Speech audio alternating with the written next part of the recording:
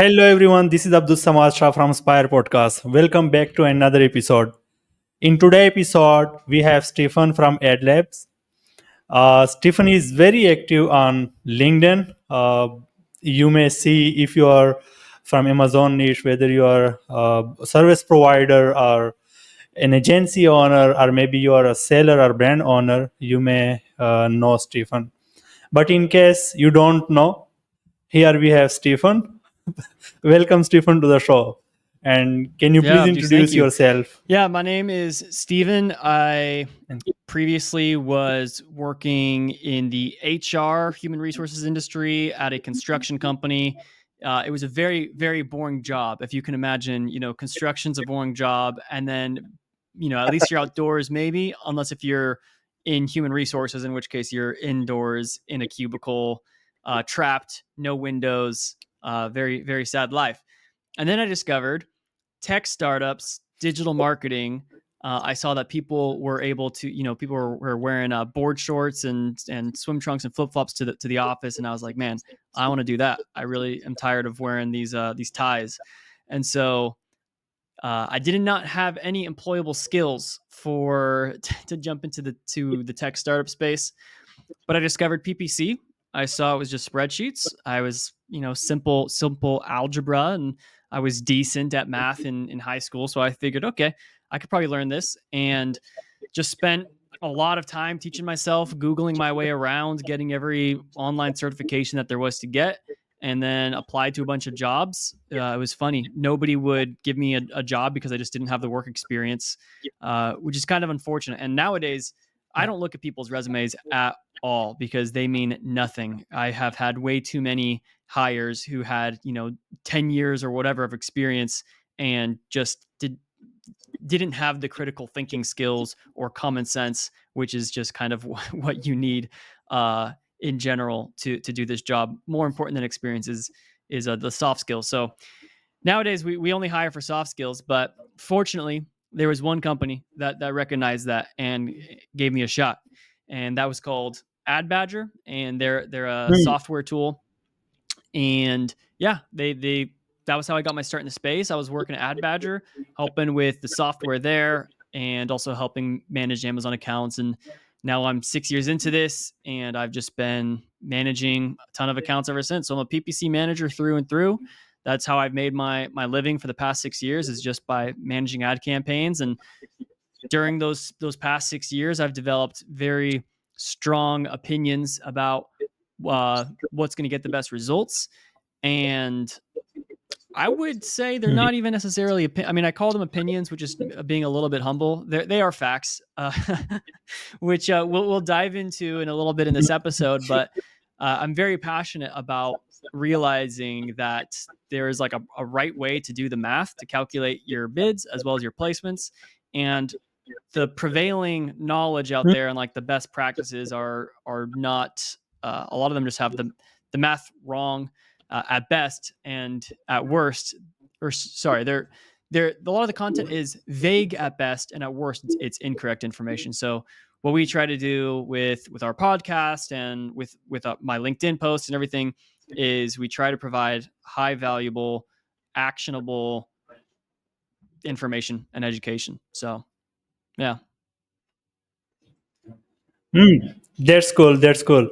Yeah, it's like quite a different job transition. Like you are in the human resource management, and now you are in the PPC management, in the bid optimization and bid management. So, how did you find it interesting? Like it's a different thing from the human resource management. Yeah, I liked as I'm sure everyone who gets into PPC, they like the game theory behind it, the competition behind it, and also spreadsheets are just deeply satisfying at scale for data geeks like myself. So especially when you're like this last week, we did a bulk launch of there were 200 ASINs, and we needed 4 single product Hmm. campaigns for each ASIN, an auto campaign, and then a keyword research based, keyword performance based, and then product targeting performance based. And so we had to launch 800 campaigns and then set up our our Oh keyword god. harvesting mapping, which is mapping all of like the research-based campaigns to the performance campaigns. So all this stuff, just a ton of Excel sheets and formulas and concatenate and VLOOKUPs and when it's all done, it's like a little masterpiece. And then you upload it to Amazon, and then it says 2,000 errors, and I'm like, oh come on, you got to do it again. Yeah.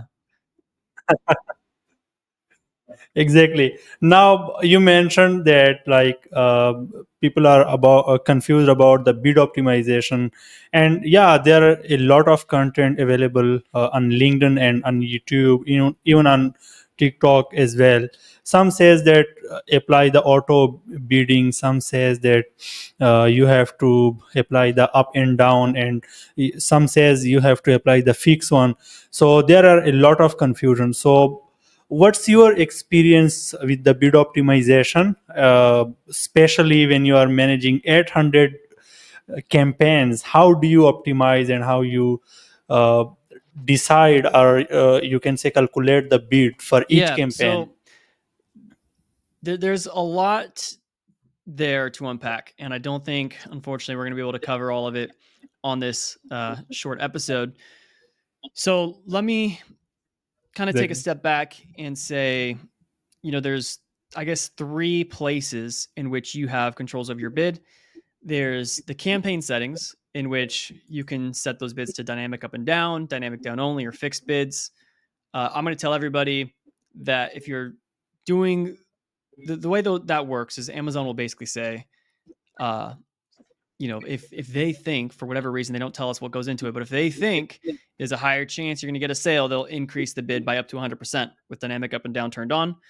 What's unfortunate is we do not get Mhm. any data around that. So we don't see for which keywords did it increase and when, and people will do all kinds of things like say, oh, you can take the bid to CPC spread. That's bogus. Don't even, I'm not even going to jump into why that doesn't work, but it's many reasons, at least, I mean, 5 come to mind right away, but we don't have time for that. The bottom line is what we recommend is going with dynamic down only or fixed bids. Mhm. And then we will do the math that gets you to the Mhm. maximum affordable CPC that you can afford to get that click based on all of your goals. If you have dynamic up and down turned on, then that can essentially increase it by 100% above what you can technically afford. And then if you think, oh, well, what if I just reduce my bids by Mhm. 50% to account for that? Well, that doesn't work because Amazon doesn't always increase by 100%. They might not do it sometimes. And now you're not bidding how much you want to be bidding in order to win those placements, even though you can't afford it. So the whole thing's just a mess. And because we don't have data around that, it's not worth it. So what we do is fixed bids or dynamic down only. And then we don't mess around with this whole like increase or decrease bids by X% based on if ACoS is above or below my goal. That doesn't work for many reasons, which unfortunately we won't have time to get into quite yet. And then the third place is with the campaign settings, you can control the placement. So you can increase for top of search or rest of search. And that's something else that people are really, really butchering with this whole increase, decrease by X% thing. And I'm kind of jumping ahead here, but that's what I want to talk about for this one. And with that, we can probably, I got some slides and we can jump in and present those. Sure. Go ahead. Okay, so I want to apologize to the listening audience that we just blew through a ton of stuff and I just said that's wrong, and I didn't really go into details why.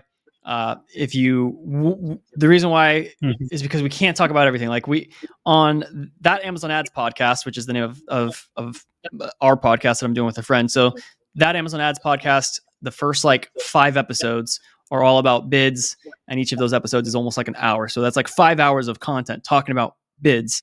And then we have several Mm. other episodes talking about placement. So, and all together to really explain all this stuff takes several hours. So, unfortunately, we don't have time for that. But what I do want to do is just hit these placements. And I want to start off by asking, why do placements even matter? And the answer is quite simple. It's that around 50% of all sales on Amazon happen at top of search, which is a rather astronomical number because that means 50% of all sales are just down to potentially or essentially 5 placements. So that one sponsored brand ad, and then there's 4 sponsored product placements.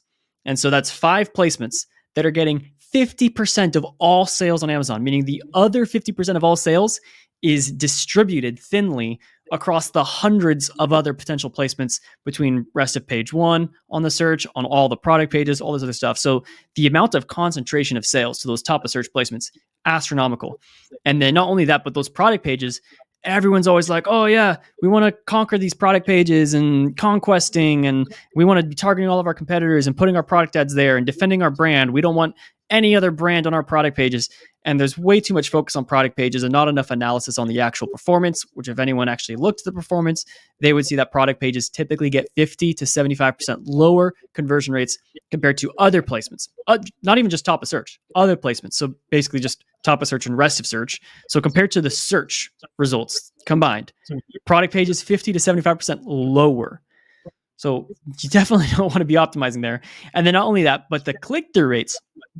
Product pages typically get 80 to 95% lower click-through rates compared to the in-search placements, whether at top of search or in rest of search, which is crazy because people will, they love measuring click-through rate. They love, changing their main images and being like, look how the click-through rate changed or whatever. And a lot of times people will switch in a really good image. So they have like a weak image, they make a significantly better main image, and then their click-through rates drop from one week to the next. And they can't figure out why. They're like, man, maybe this new image is bad. And at the end of the day, you never looked at the placements. You have to look at like, how did click-through rate change at top of search versus how did click-through rate change on product pages?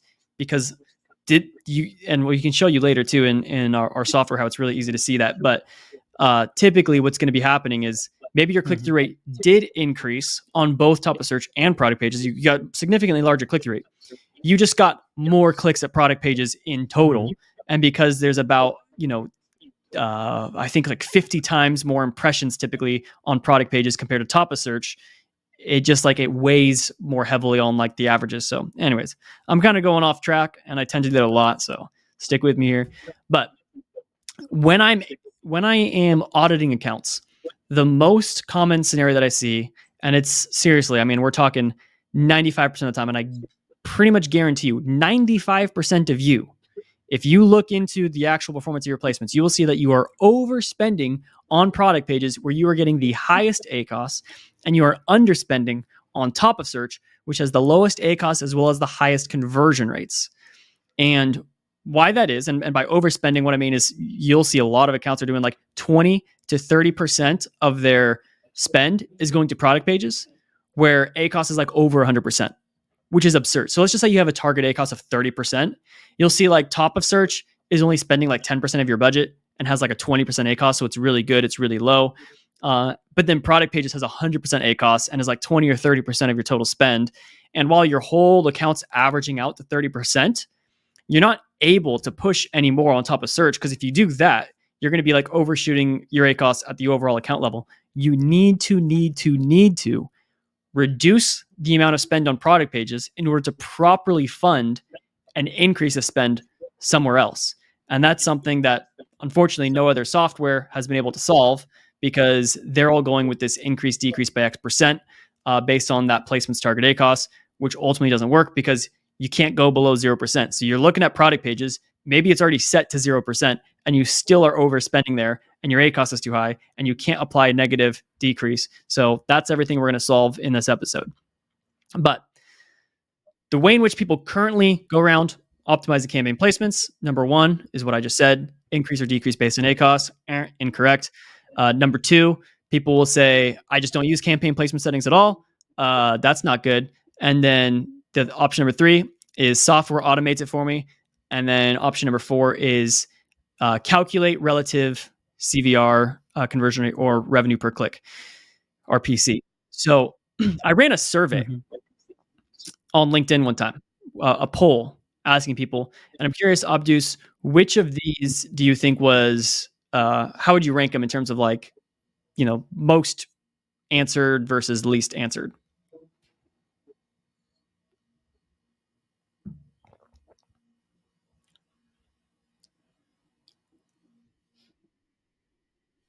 The 4-1, calculate relative. You think that was the CVR most? and RCP. That was actually the least. Yeah, I guess so. So that is the correct answer. That is the correct answer. But only about like, I think it was 15% of respondents said that. Everybody else, the overwhelming majority, I think it was 5% said increase, decrease based on ACOS. And then the rest was a mix between like, I just don't use placement settings or software automates it for me. So let's talk about why these are incorrect. All right. So now we're finally going to get into a little bit more detail. But if you're just increasing, decreasing based on ACOS, like I said, you can't make negative adjustments. You can't go below 0%. So as soon as you have a placement that has a 0% modifier, in terms of like there's no increase, and it's still overshooting your target ACOS, that should immediately invalidate that method. Like it should be clear as day. All right, this isn't working because we can't go negative, and we can't lower the. How are you going to lower the ACOS on product pages with this increase decrease by X%? So that should just be, yeah. I'm just surprised that tools like all the major mainstream tools are still using this method. Like everyone's using it, and I'm just like, this is absurd to me that this is that people are okay with this. Number two is that it does not account for the keyword bids or the CPCs. So, I mean, let's say product pages is 100% ACOS. It's way too high. Okay. I could ask you, what are you currently bidding for product pages? Like, what's the current CPC that you've entered for product pages? And the answer would be like, there is none. Like, because it's a trick question. Like, you don't enter a CPC for a placement. You enter keyword bids, and then those bids get placements. So people will do like the increase decrease on keywords because they're raising and lowering their bids. The placements are multipliers on top of the keyword bids. And so this method of just looking at a placement and increasing, decreasing, they're trying to take that legacy way of managing keyword bids, which itself is faulty, and then applying that to placements, which is even worse because now they're separating the keyword logic from the placements. And the answer, or the correct math, would be combining the two because they both work together to create one ultimate CPC. And that's a big thing that I'm passionate about, is understanding that there's a difference between your bid and your target cost per click. A lot of times, your target cost per click is going to be higher than what you're actually bidding because you have your bid and then you have all these increases on top of it that allow you to achieve your ultimate target cost per click. So that's another thing. Something else. Let's say you're going with just that increase. You know, if a placement is below your target ACOS, you're going to increase. Well, let's say all three placements are all below your target ACOS. They're all like beneath 30%. You're trying to target 30%. So then what? You're going to increase on all three placements. I see this a lot of the time too. People will like be, I'm going to increase here 15% on product pages, increase by 25 on rest of search, increase by 100% on top. Okay, well, that kind of defeats the purpose. If you're increasing on all placements possible, that's the same effect as just increasing on all of your bids. You know, like you're not, the whole point of having the ability to relatively increase for different placements is to capture that relative difference. So the way it should be is there should always be the worst performing placement and is always set to 0 because it doesn't make sense to increase on all of them. And so the worst performer should be set to 0, and then you increase on the other two based on their relatively better performance. But let's go into option number 2 of what people do. They say, I don't use campaign placement settings at all. That's a major problem because that's going to lead to 3 things. Number 1, missed sales opportunity at top of search. Number 2, a lot of spend inefficiencies, wasting spend in a lot of places. And then number 3, you're just going to get less total volume in terms of sales because, like I said earlier, you can't increase at top of search without you're being punished by how far you can push on your keyword bids as well as on your top of search placements because you're losing so much at product pages. So you can't actually get that performance. And so here we have a screenshot. This is from one of the accounts that we were auditing. It's in Indian rupees. So I think it was around like $30,000 a month of spend that we're looking at here. This is looking at 1 month of performance, but we're looking at the campaign placement performance within AdLabs, which is our software. And you can see here that they are spending around, I think it was 627 divided by 2231. Yeah. 28%. Yeah, What's 2.2 million. Yeah, the total spend is 2.2 million. 28% of that was going to product pages where the ACOS was over 40%, although they had a target ACOS of 30%. And so even though top of search is performing significantly better, nearly twice the conversion rate compared to product pages, they can't actually push there or increase bids there anymore because they're overspending inefficiently on product pages. So this account had zero placement going on at all. Everything was just set to 0%. They were just lucky that they actually got as much visibility on top of search as they did, just because they didn't have a lot of competition in India. So they were naturally winning a lot of those placements. But I mean, that was just luck. For everyone else, you're usually not even going to see that you have. You should be having at least. I mean, if 50% of all sales on Amazon happen at top of search, you should be having at least 50% of your spend going to top of search. Simple as that. And this account, by chance, did happen to have around 50% of their spend without even trying to. But again, they got lucky. They weren't doing the optimizations right. They were just paying really high bids everywhere, and then just getting lucky that they weren't actually charged the full CPC. But let's go into the third one, which is people will say software automates it for me. It's difficult for me to critique this too much. I can't just say your software is wrong because I don't know what software you're using. But a lot of softwares are also black box, and they don't actually explain how it's doing it. But I just can tell you from personal experience and observation and testing pretty much every single software tool that's out there, most of these softwares are using just the increase decrease for ACOS method, or they just don't do placements at all. So it's one of those two things. Either they just don't touch the placements, or they're doing increase decrease for ACOS. And we just explained why both of those are wrong. So option number 4, the correct one, is you should be calculating the relative revenue per click. And we call this the RPC. What is the RPC bidding method? It is essentially aligning ad spend with ad sales on a click-by-click basis. So if you think about it this way, ACOS is spend divided by sales, right? We're just trying to get that for every single click. So you have a cost per click. That's what we're bidding on. And so if you want to align, if you're trying to hit a 30% target ACOS, that means 30% of your spend should be, 30% of your sales should be your spend. So your CPC be? Well, it should be 30% of the revenue per click. So pretty simple, straightforward. And you would look at like a keyword. You would take the total sales for that keyword, divide it by the amount of clicks that it has, multiply that by your target ACOS. Obviously, there are a few caveats. You need to account for if a keyword has like 1 click and 1 sale, that's going to be an astronomical conversion rate as well as revenue per click. Nuances. So please don't just like take this formula and paste it and run with it. It's the general idea of what we're trying to do, and then there's some nuances in actually fleshing it out. But why do we do this? Because this is the only model that is mathematically sound and works in 100% of scenarios. The common practice of increase decrease until I get it right is basically a guessing game that wastes time and money until it gets you to what would have been the bid that you could have just calculated from the beginning. So what I mean by that is people say, oh no, I prefer to like increase decrease and just guess around until finally I met my target, I hit my 30% ACOS. Well, when you hit that 30% ACOS, by definition, your CPC will be 30% of your revenue per click, because that's just how math works.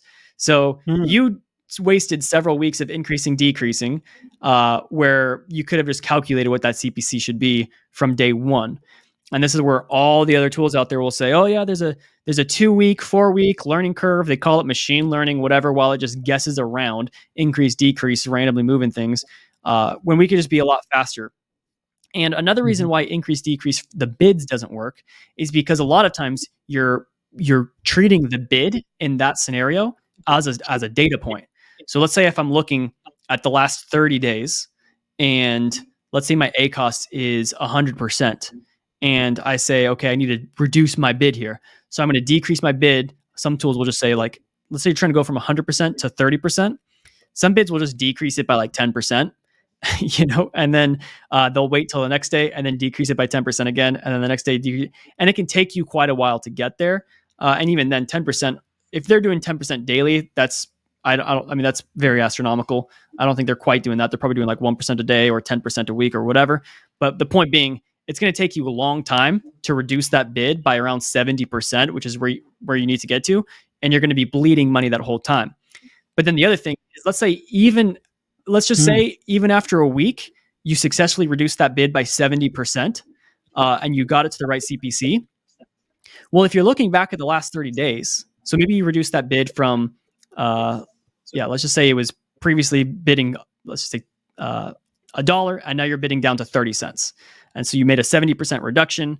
Now you're hitting the target ACOS for the last 7 days or so, and you have a 30-cent bid. But when the system's looking at the past 30 days, it looks like the ACOS is still high. And so it's going to keep reducing that bid more and more and more because it's not adjusting the time frame, because that's what these tools do. They treat the bid as the problem instead of looking at the historical CPC, because the bid is not a historical data point. The bid is a current status.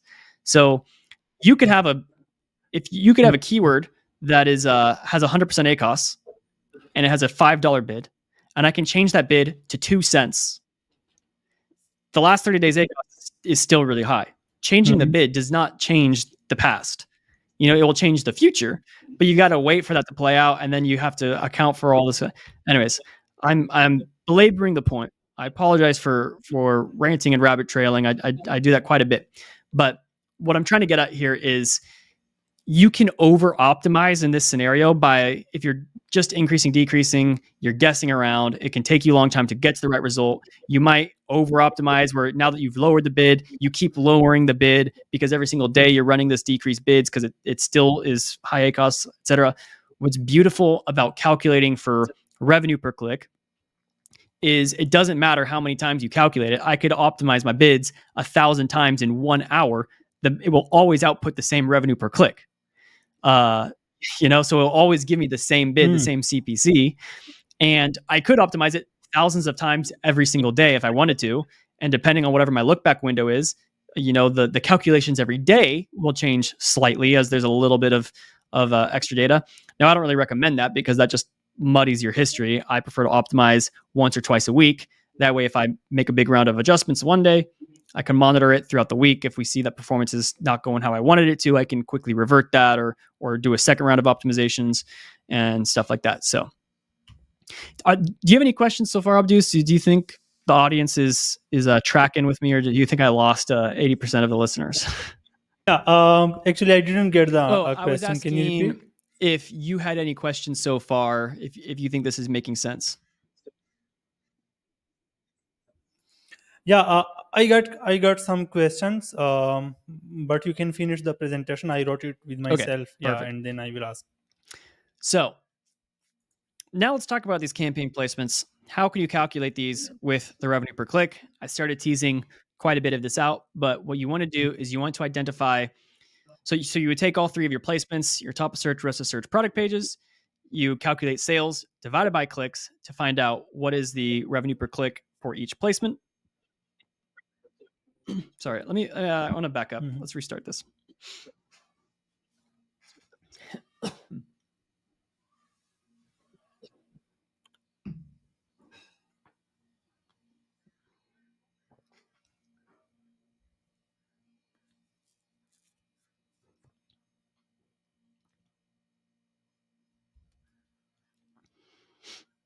Okay, so now let's talk about how to actually calculate the placements using this revenue per click method. So what you're going to do is you will look at your 3 placements, your top of search, rest of search, product pages.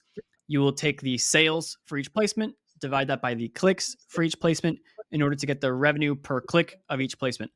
What I also love about revenue per click, by the way, is that it is an extremely close proxy for conversion rate. Instead of doing like orders divided by clicks, which is conversion rate, you're doing sales divided by clicks, which, fun fact, that is the same output as if you had taken your conversion rate and multiplied that by your average order value. So CVR times average order value is the same as revenue per click. You get sales over clicks. I just like it because it's basically conversion rate, but if you could put conversion rate in a dollar amount instead of a percentage. And that's just really helpful, especially when your CPCs are in dollars, not percent. So you take your placements, you calculate the revenue per click for each of those, and then you find the worst performer. That placement will be 0% because we can't go below 0. And I don't care if the ACOS on that placement is low. If that placement is below your target ACOS, doesn't matter. It's the worst performer. So we're not going to be increasing there. We're going to be setting that baseline to 0%. That's the worst performing placement. Yeah. Step 2 is you will now increase on the other two placements based on the relatively better revenue per click compared to the worst. So I think I have an example that comes up here. So we'll make a little more sense with that. Mhm. But step 3 now is because we can't reduce and go below 0 for the placements such as product pages. What we will do is we'll calculate the level of underperformance of that worst placement. So let's just say it's performing like worse, like 25% worse compared to the average. We will then reduce all bids in the campaign for all the keywords in that campaign by 25%. So you reduce all the bids based on the underperformance of the worst placement compared to the campaign's total kind of average revenue per click. And then that in effect creates a negative placement adjustment. It's a nice little workaround. So if you reduce all the bids by 25%, in effect, the worst performing placement, you're now bidding 25% less in total for that placement, and you created that minus 25% output that Amazon doesn't let us do. So that's the workaround. And then you don't actually lose, even if you decrease your bids by like 50%, 70%. Sometimes we get that, like really big reductions to really try to kill that product page spend. You actually don't lose any top of search visibility or rest of search because you're going to be increasing those by 300, 400, 500%. A lot of people love to just say that a lot of people really love to think there's some weird like black magic voodoo stuff going on with Amazon where if you try to do this method in which you put lower bids and then increase for top of search by a lot, that Amazon's going to like think you're gaming the system and punish you and now never let you see the day of light again at top of search. I'm like, it doesn't work that way. Trust me. I've been doing this for 5 years. I have always within the first 3 days of taking over an account, simultaneously see sales go through the roof while ad cost of total sales plummets. We do both of those simultaneously. Yeah, and that's only through this method because we're getting a lot more sales at top of search and we killed a lot of spend on product pages and it's overnight results. That's why whenever I take on a new account, I always guarantee them that within the first 30 days, my services will more than pay for themselves in terms of net profitability or business or no charge. And we always hit that guarantee. And it's simply because of this method. So let's give an example here. So Cool. let's say there's a campaign with an overall revenue per click of $1.50. So that could be $15 of sales on 10 clicks. Okay. Times 100 because I just realized that wouldn't make sense to have 10 sales. Anyways, it doesn't matter. You got a revenue per click of $1.50 overall for the campaign. Let's just say top of search is averaging a $2 revenue per click. Rest of search is $1.50. Product pages is $1. So around a 50-cent difference between each of these placements. So product pages is the lowest. I do not care what the ACOS is. Okay. People will always complain about the ACOS. Why do I not care about the ACOS on any of these placements? Because ACOS is CPC divided by RPC. It's spend divided by sales. It's CPC divided by RPC. Placements do not have a CPC option to enter a CPC anywhere. So it's a little bit of a vanity metric to look at that ACOS or to make changes based on that ACOS. I guarantee you, people will, when they're doing this math, they're going to see that we're increasing for top of search placement. And they're going to say, but top of search ACOS is too high. Like top of search is already over my target ACOS. Why am I increasing there by another 100%? Because there's very likely a keyword. A lot of times it's just one keyword. There could be one keyword or two keywords. There's one keyword in there that's high ACOS keyword that is intentionally or essentially making top of search look like it has a high ACOS because you're bidding $10 on this keyword when the keyword should only be bidding $1. So fix that keyword. Now I'll fix your top of search ACOS. But don't punish top of search by now setting that to 0% or whatever when top of search is still performing 2 to 3 times better than all the other placements. You just had one keyword that was overbidding. So hopefully that's making sense. But what you would do here is if product page is the worst placement, you're going to set that to 0%. And then you would increase for rest of search and top of search. In this case, rest of search is doing 50% better than product pages, right? Going from $1 revenue per click on product to $1.50 on rest of search. So it's 50% better. And then top of search is 100% better, going from $1 to $2. So you'll increase there by 100%. And then to create that negative placement adjustment effect, you're going to be taking that worst revenue per click, which here is product pages coming in at $1. And you're going to divide that by the campaign's total revenue per click, which here is $1.50. Why are we doing it by the campaign total revenue per click? Because the keywords, when you're calculating the bids for the keywords and you're looking at the keywords revenue per click, the keywords revenue per click is all the placements combined for that keyword. So you want to be looking at the total because that keyword got some sales at top of search, some at product pages. We don't really know exactly unless if you have a single product, a single keyword campaign. Doesn't really matter. This method can work with either single keyword campaigns or multi-keyword campaigns. Yeah, doesn't make a difference. The only thing that changes is your averaging across multiple keywords instead of just being specific. But it works for both. We use it for all of them. But in this case, product pages coming in at $1 is underperforming the total of $1.50 for the entire campaign. It's underperforming the total, the average, by 33%. So you'll calculate all the bids for all your keywords, and then you'll reduce all those bids after you calculate how much they're worth. So your high ACoS keywords likely going to have their bids reduced after you calculate the revenue per click bidding methodology for those keywords. You have some other ones that can maybe be increased. Once you're done with all that, you then reduce all those bids by an additional 33% to effectively downbid those product page placements. And then you can increase for top of search and increase for rest of search. One other thing, this is where a lot of other tools have messed up. And there's one tool in particular that I don't want to name names, but it's highly, highly popular. And they have a system. They claim to be like, oh, we do revenue per click. You can have this option. And they do a lot of things wrong with it. Number one, they'll still do revenue per click on a one click, one sale situation. So that'll spike your ACoS quickly by accidentally bidding $10 on your $20 sale with one click if you were targeting 50% ACoS. So you're going to have that problem. The second thing that they do is they have this option to, they say normalize per placement. So you say, okay, I top of search, I want to normalize against, or rest of search, and you pick that placement. And in this case, if you had top of search increasing by 100% and you said normalize, it just does the inverse of that. So 100% increase is the same as or the inverse would be a 50% decrease. And so it'll decrease all your bids by 50%. And that's it. You can see minus 50% is less than what we're doing minus 33%. So the reason why their logic doesn't work is our method is naturally weighted based on the clicks distribution across all of these placements. So the campaign's total revenue per click will naturally be weighted towards wherever more of the clicks came from, which in this case, this is kind of fake data, so we don't really know, but let's just say like maybe more of those clicks came from around rest of search, and that's why it's closer to $1.50 total revenue per click. And yeah, you should, because we're bidding for multiple placements, you should only be decreasing by minus 33%, and you're increasing for two other placements.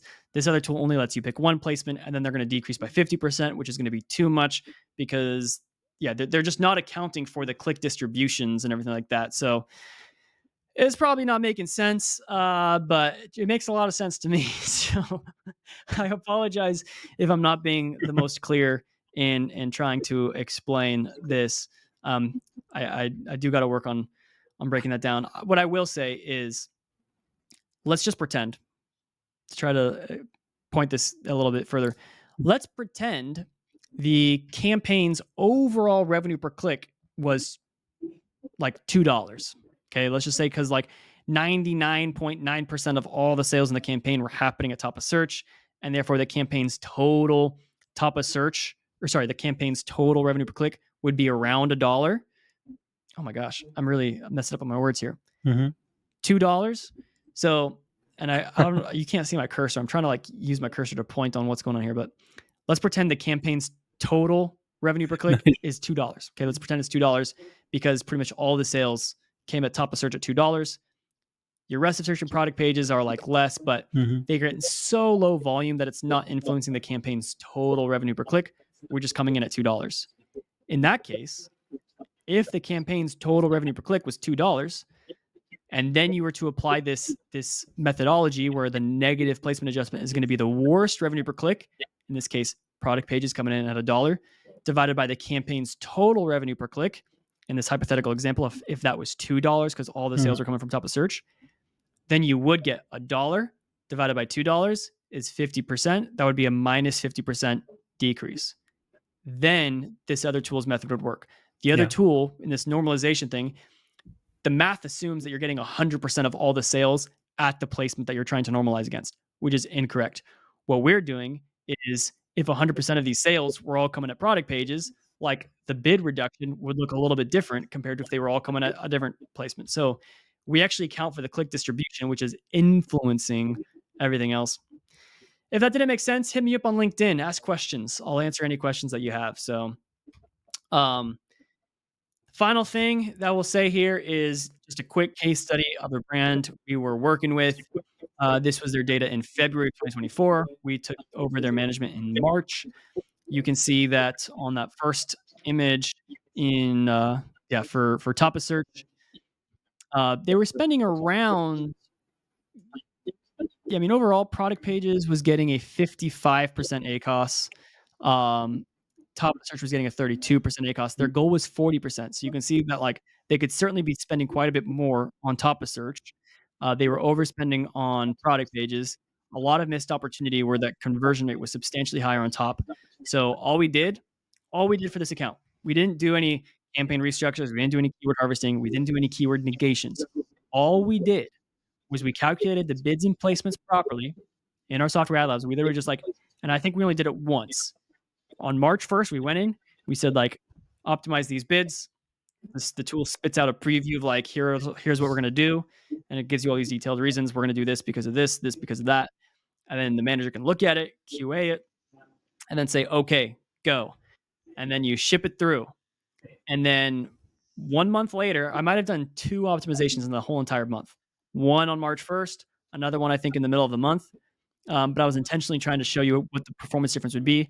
And you can see that the total ACOS, the tacos, reduced from 25.5% down to 21.8%. And what happened to total sales? They increased from 396,000 to 472,000 in the month. And previously in February, that $400,000 of sales was down 6% from the previous year. And in March, those sales were now up 23% year over year. So not only did we get remarkable month over month growth, but we also got terrific year over year growth. And this account was not in any weird like category where March is typically a big month or anything like that. And they didn't have a ton of products that were out of stock in February that suddenly came in stock in March. There's none of that weird data manipulation. For the previous 6 months, they were down year over year. We just pulled in the February data here for like the most recent month, but they were repeatedly being down year over year over year. And we just said, look, you're overspending on product pages. You're underspending at top of search. Let's punch in the system. Boom. Now suddenly you're getting a lot more sales and your ad cost of total sales actually came down and you're overall much more efficient because we cleaned up a lot of spend. So that's the proof that it works. And there you go. I'm sorry for all the rambling. I tend to do that when I get excited about stuff, but definitely hit me up on LinkedIn. Check me out, Steven Noch, and our software too. We probably won't. I was thinking about maybe doing some screen share, but we definitely don't have time for that. So it's free to sign up on the software. If you want to see us, how we calculate everything, we've got a lot more educational material in the app as well. But no credit card required. You sign up. It's free for life. You can upgrade to the pro plan, which just gives you like more bells and whistles and cool features. But to use the sponsored products, bid optimizer, to do all these placements and bids and all that kind of stuff, free for life. No time limits. That's cool. That's cool. Yeah, I will mention Stefan LinkedIn link and AdLabs link in the video description, along with the 7-hour podcast or the different parts. I know that this video might be looking little bit confusing to you because of the newness of the concept, but you can learn in detail from those videos of 7 hour long. And I'm thank you so much. I'm a very Stefan, nice guy. I'm not gonna be mad at anyone. If you have questions or want to jump on a phone call, I'll jump on a phone call with whoever wants to. So yeah, just hit me up. And also, Abdus, we just started doing we just did this last week actually, but there's like an affiliate link thing. Mm-hmm. So I'll give you a link and a custom coupon code, and then you can put that in the description of the podcast. And then whoever signs up, they get 10% off the pro plan if they want to upgrade. 10% off the pro plan for 3 months. The Pro plan's also, it's already discounted by 75% because we just launched, so it's like this new launch thing. So you get 85% off with the coupon code. So it's basically free. And then Ah, Abdus, that's you'll get good. I think like a cup of coffee or something for everyone who signs up. So yeah, you guys can buy Abdus a cup of coffee, get Thank you yourself so much. some basically free software, and then get your clients making a lot more money so you can increase your retention and happiness. Yeah, my There you cup is go. empty, Yeah. so I need coffee. Yeah. Stephen, before ending the podcast, it was great and a lot of stuff here. I had some questions. Maybe these are misconceptions in the field, or maybe Yeah, you absolutely. can answer better. So it is, yeah, it is considered that uh, every bid or every keyword or campaign has a bid history. Like when you are optimizing or you are keeping the same bid for a long time period, or you are increasing cent by cent, then it creates a history. So if we change the bids frequently, the history is disturbed, and maybe you don't get the good echoes or the conversion. So what do you think about that? Does keywords and campaigns really have Do you mean in history? terms of like Amazon will give different performance based on the history? Is that what you're asking? Yeah, so for example, people say that if you keep for example 1.5 bid dollar bid for a longer period, and even the bid increases, the suggested Mhm. bid increases on Amazon, but you will get conversion on the same, and even maybe even on lower, for the same placement. I don't think so. Um, I think it's a lot more. I honestly think Amazon's whole PPC system is quite simple. They just say, here is the search term, here are the bids, that is the market price, Mhm. and then there will be a little bit of an increase or decrease. You could think of it as a premium or a discount based on how high quality your listing is relative to that keyword, which is a combination of like SEO, conversion rates, sellers ratings, or yeah, product reviews, and your sellers sales velocity (BSR). So all that stuff will apply a little bit of a premium or a discount, but it's just like, here's the search term, here's the price for this placement. So let's just say it's like, toys for toddlers. To win that top of search rank one spot, it costs $2 to get there. And then depending on the strength of your product, you might have to pay a little bit of a premium, or Amazon might give you a little bit of a discount. But that's basically it. Doesn't really matter if you were previously bidding $3 or a dollar or whatever. That's the price of that spot. That's what it will always be. If you pay $2, you can have it. If you pay less, you can't have it. Hmm. Yeah, Yeah. that's very straightforward. So the second question is, people also say that, for example, if you stop or pause the campaign, then the bid history, again it's related to the bid history, it is disturbed, and maybe when you restart the same campaign after some time, then you may don't get the same bid, or maybe the same CPC. So what do you think about that? And secondly, I think it also applies to the day parting concept. How does day parting like affect this? Like it is also somewhere people do it increase and decrease in the bid, and some people pause Yeah. and start. Um, Regarding day parting, it's very similar strategy that we employ, which is we don't just look at the sales volume, because sales volume just could indicate, Mhm. it could be a vanity metric. What you really want to be looking at is the conversion rate. Where are conversion rates the highest? Well, you want to look at a combination of where is the conversion rate the highest with volume. If you're looking at just volume, what you're typically going to see is you're getting a lot more volume in Mhm. the evenings, and that's just because more people are shopping online. But you're actually usually going to be having higher conversion rates in the middle of the day, where people are a little bit more impulsively buying because they're in the middle of their work day and they're like, shoot, I keep forgetting to buy this thing. I got to buy it right now really fast before I forget. So they just jump on, buy something, or it's their lunch break and they buy something. Once it's in the evening, they're browsing, they have a little bit more time to shop around. Sure, there's more traffic, But if you are Mm.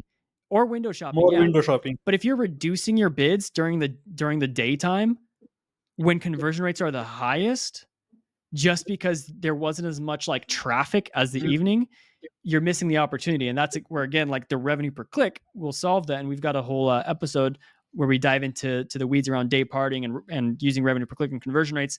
And we actually have a case study in which we had a brand that was previously spending most of its money in the Mm. evening, where A cost was much higher, and it looked like there wasn't as much sales volume in the daytime. But once we shifted that spend curve, suddenly we were getting a lot more sales volume in the daytime because we were intentionally trying to do that, right? So now the sales volume, so that's something else. They'll look at like where the sales volume is the highest, but sometimes the sales volume is only higher during those periods because you weren't increasing your bids at other periods, or maybe because all of your competition, their campaigns ran out of budget by the time evening came around, and so you were able to get more traffic then. There's a lot of other factors going on for what could influence all of that, but the bottom line is, if your goal is revenue, if your goal is to grow revenue within your target ACOS, there's no better way to do that than revenue per click, right? It's in the name, like Mhm. revenue, right? You're going after revenue per Yeah. click. You want to hit that target ACOS? Cool. Get that CPC in line with the RPC. Done. And you can do that at the keyword level, at the placement level, at the day parting level, all this stuff. It's consistent. It's mathematically sound. There's none of this guessing around and farting around and